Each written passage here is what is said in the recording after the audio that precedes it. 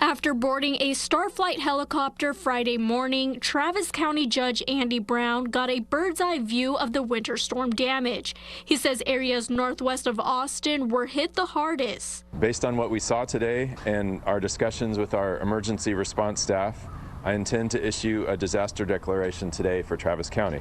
2 disaster declarations signed Friday afternoon by Judge Brown and Austin Mayor Kurt Watson will provide FEMA public assistance funds. Under the FEMA Public Assistance Program, the threshold for accessing funds for Travis County is $5.7 million. If that threshold is met, FEMA will reimburse 75% of overall expenses, which includes the cost of debris removal and protective measures and any damage to county-owned facilities, or obviously in the city's case, the same for the city.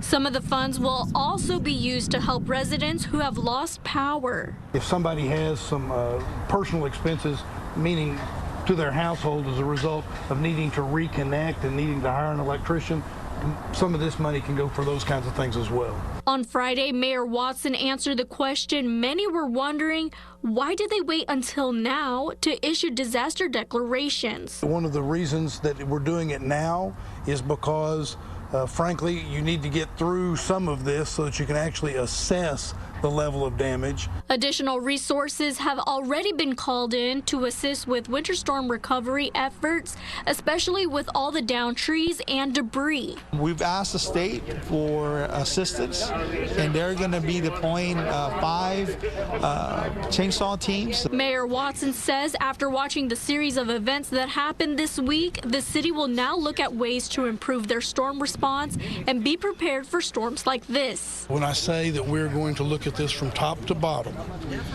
we will look at what other cities do and did, and then try to overlay it on what happened here in Austin to see if it translates to what we ought to be doing and should have been doing here in Austin.